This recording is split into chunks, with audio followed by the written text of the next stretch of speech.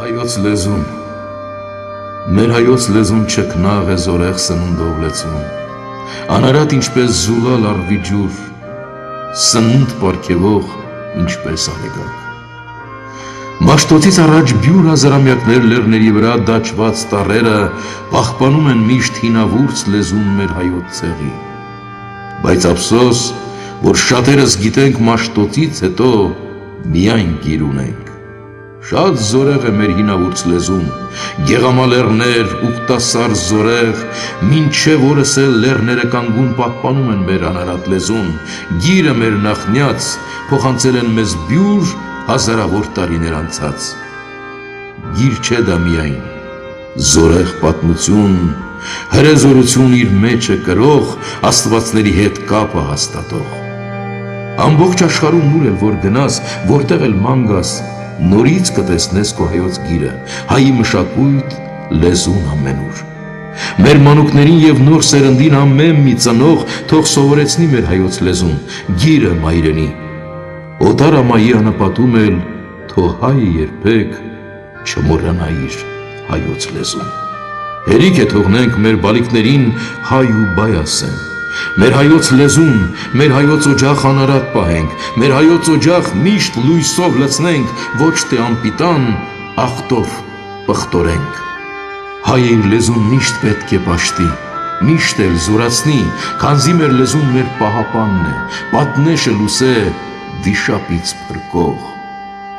Վիշապը միշտ էլ փորձել է շեղել, փորձել ավերել մեր հայ սերնդին, բայց բնավ երբեք չի կարողացել հաղթել արորթուն։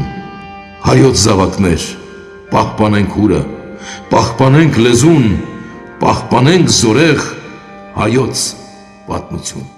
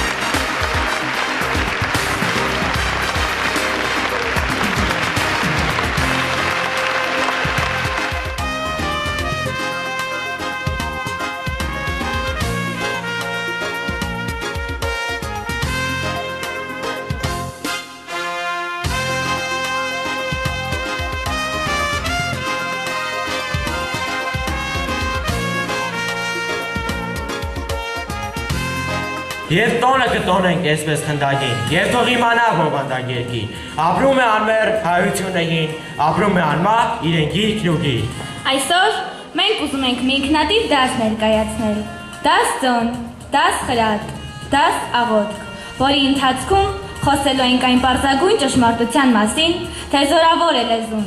ազգապահպանման ամենակարող ուժն այդ, նրանով զինված յուրաքանչյուր ազգ հարատևության գենն է կրում իր մեջ։ Պարզագույն ճշմարտության մի քանի շերտերն ենք ուզում ներկայացնել ձեզ, շերտեր, որոնց երանգներն մեր որդան կարմիր ու լաջվարդն են, ոսկին ու զմրուխտը։ Այս ներկապնակը հայ հույզերն են, նրա հիացքն ու զարմանքը, սերն ու հավատարմությունը։ Ի հեճուկս բոլոր մռայլ գույների հայը սրանցով է ստեղծել իր հոգևոր մեծագույն հարստությունը, գիրքը։ Ուզում ենք այս դասով, իբրև գերնպատակ, ասել, որ մայրենիի տոնը յուրաքանչյուրիս համար պիտի լինի ամեն բարի օրվա հետ։ Տոնն այդ, իբրև իմաստուն ուղեկից, մեզ պիտի ուղղորդի հազարագանց մեր լեզվի հարուստ ճամփաներով։ Մեր լեզուն, մեր տոնը, պիտի զգանք անընդհատ, պիտի հիշենք, որ լեզվի անաղարտությունը միայն այդպես կարող ենք պահպանել ու պաշտպանել։ Լեզու, հայլի բարության, քաջության, գորովի ու քաղցրության, դու մեր սրբություն, մեր հոգին, մեր արյունը, մեր իսկությունը, դու մեր փառքն ու պատիվն ես։ Եթե բոլոր մայրերը այնքան հայրենասեր եւ ազգասեր լինեն, որ իրենց զավակների հետ մայրենի լեզվով խոսեն, նրանց սրտի մեջ ազգային պատվասիրություն զգեն, հայրենիքի սեր, էլ այնուհետև ինչ մահ կարող է սպառնալ մեզ։ Հայրենը իբրև արարատյան լեզու կոչվում է աղոթքի լեզու։ այն աստվածային, ճոխ եւ աննման լեզու է։ Աստծո հետ խոսելու միակ լեզուն հայերենն է։ Եվ այսպես, Սուրբ Երրորդության ժողովուրդը այ ժողովուրդը, Հայոց մտքի, հոգու, իշխանության միությունը, Սուրբ Մեսրոպի, Սուրբ Սահակի և Վռամ Շապու արքայի միությունը, որը պարգևեց մեզ գիրը Հայոց, որը հավիտենություն տանող ճանապարհի մեր ուղեկիցն է։ Եվ թեև Սահակ Մեսրոպյան օրերում կորցրինք անկախ պետականությունը մեր, հենց Սահակ Մեսրոպյան լույսով կերտեցինք մեր հոգու հզոր հայրենիքը, որը խորտակել չի հաջողվել որևէ թշնամու։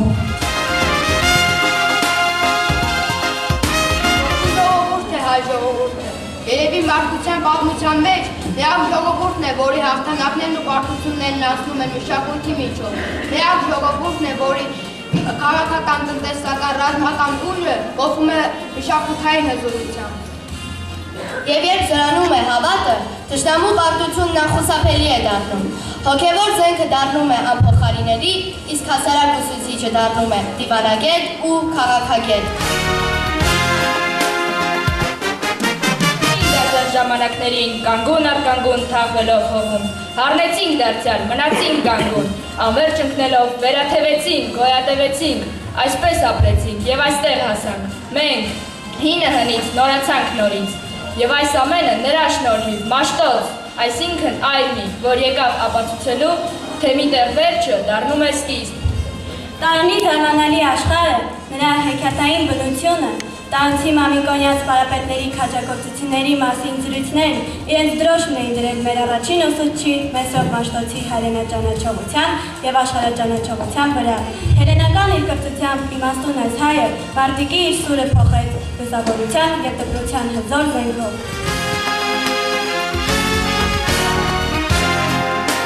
Մեսրոպատար առաջին բառերն ճանաչողության և իմաստության մասին է։ Ճանաչել իմաստություն ևս վրա, իմանալ զբանս հանճարով։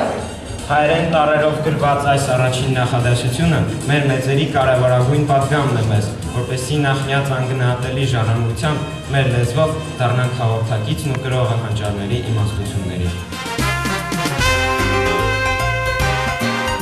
Մեսրոպյան հանճարի փայլատակմանը հաջորդեց թարգմանչած հրավառությունը։ Այն հիշեցնում է գարունը անապատում, երբ մի քանի օրում շուրջն ամեն ինչ կանաչում է, ծաղկում, ծածկվելով վառ ծաղիկներով։ Բնությունը շտապում է անցնել ծաղկից պտուղ դառնալու ուղին։ Ծաղկոցին փոխարինելու է գալիս ամռան տոտը։ Չար խորշակները մոխրացնում են հանկարծական ստեղծված կանաչ գորգը։ Միայն փուտկոտ թափված սերմերն են պահպանվում մինչև հաջորդ բարենպաստ պարը, որ նորից ծաղկում է։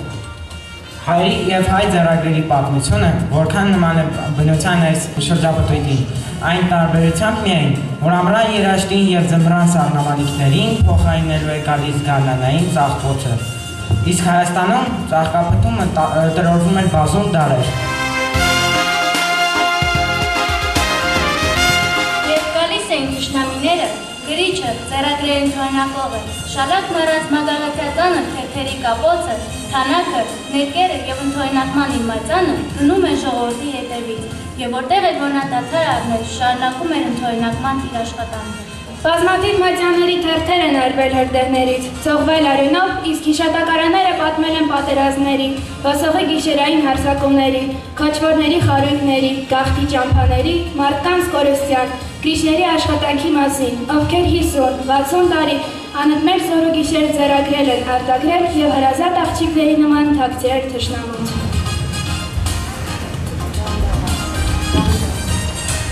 Ասենք, որ ծագման պահից իսկ մատյանը եղել է ոչ միայն գրագիտության, մշակույթի տարածման միջոց, այլ եղել է սուր, որով ժողովուրդը պայքարել է հանուն իր ազատության և ազգապահպանության։ Թարգմանչած դարում, ոսկե դարում ստեղծվեց մի հարստություն, որը պահպանվում է հայերենի առաջին ուսուցչի Մեսրոպ Մաշտոցի անունը կրող գրապահություն։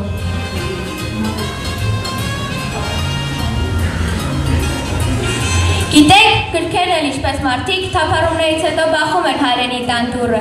Ամեն ժողովուրդ ունի իր Կրեմլը, իր Լուվրը, իր բուրգերի հովիտը։ Հայաստանում դա Մատենադարանն է։ Այն վեհասքան չէ որպես ամրոց, որպես հուշարձան։ Մատենադարան հին հայերենում նշանակել է մատյանների պահոց գրադարան։ Մենք եղել ենք այդ սրբավայրում։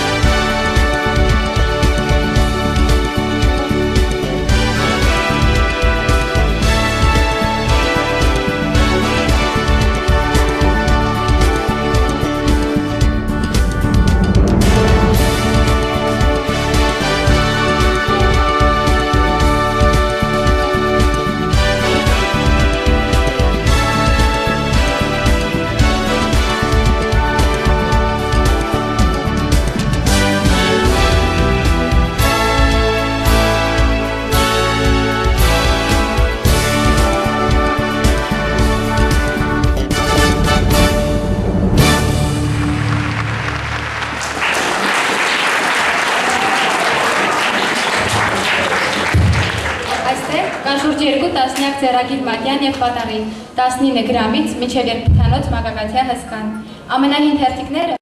են 5-րդ դարից, իսկ հնագույն մանրանկարները ստեղծվել են 6-րդ դարում, Ռուսիայի մկրտությունից առաջ։ Կան նաև պատմագրական աշխատանքներ անհետացած ժողովուրդների և պետությունների, նրանց մշակույթի, ավանդույթների, երգերի մասին։ Հին աշխարհի մտածողների շատ երկեր կան հայերեն, որոնց բնագրերը վաղուց չկան։ Էվկլիդեսի երկրաչափությունը հայերեն ավելի վաղ է թարգմանվել, քան լատիներեն, իսկ թարգմանվել է ոչ թե արաբերենից, այլ հունարեն բնագրից։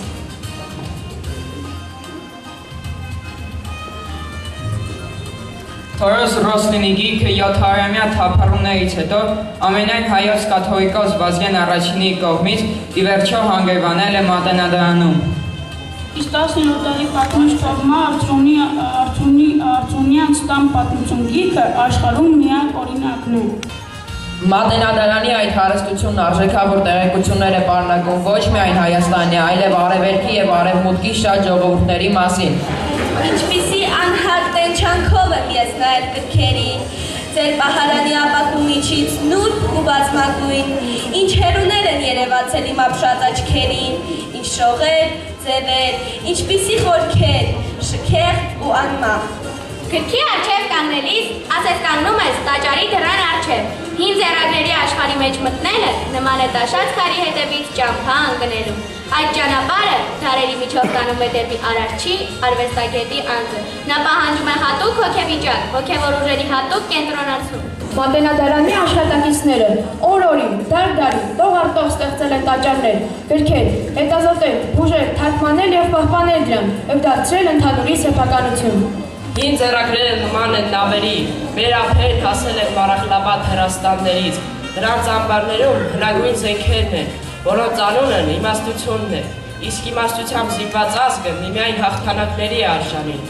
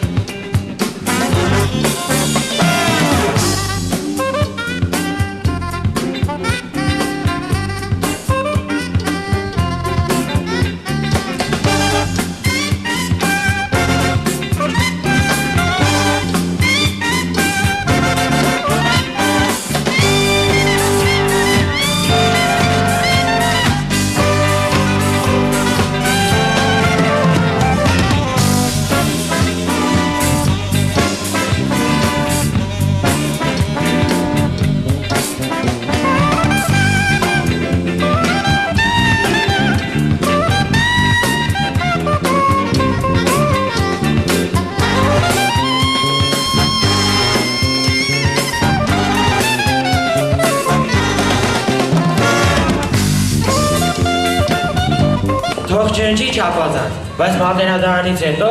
ուզում ենք ազդել դպրոցական ընթերցանության մեր կենտրոնին։ Այնտեղ էլ կան հրատիվ բազմաթիվ գրքեր, որոնք արտում են իրենց ընթերցողների մեզ։ Սպասում են համոզված, որ նրանց էջերում անբարված հարստության տերը կդառնանք մենք։ Տերը կդառնանք և ավելի վստահ համարձակ քայլենք դեպի առաջ։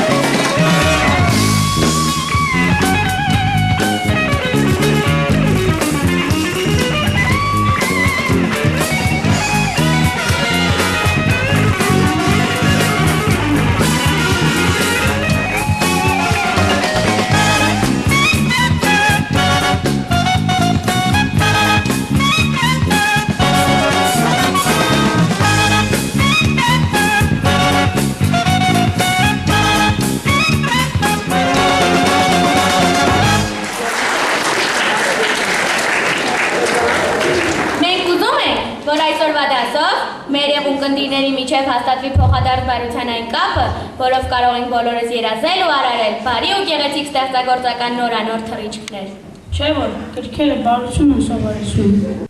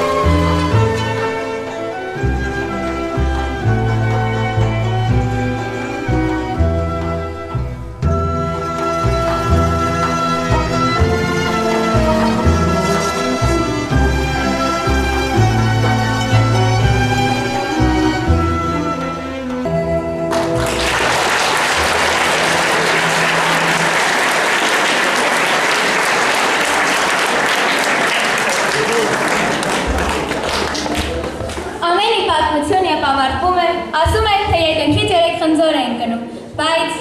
մենք հայերս հպարտանում ենք մեր նռնով, հին ձեռագրերում շատ է խոսում նրան արտակարգ հատկությունների մասին, նուրը, ասում են, օգնում են նույնիսկ ամեն տեսակ տհաճությունների ժամանակ, բուժում է շատ ցավեր, դիմացկուն ու ժպտադեմ դարձնում, մի խոսքով, ուզում եք երջանիկ և հանգիստ լինել, նուր վայելեք։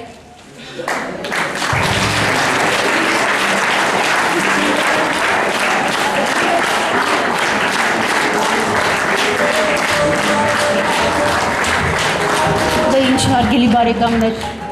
ինքնատիպ երգով 9-ի առաջինն այսօր մեզ գեղեցիկ մի դաս ներկայացրեց, դաս, որը մեզ հորդորում է, սիրենք մեր մայրենին, թող այն լինի մեզ հետ բարի օրվա պես, պահպանենք մեր լեզուն, պահպանենք մեր հավատը և անշուշտ, որն ամենակարևորն է, պահպանենք մեր միասնականությունը։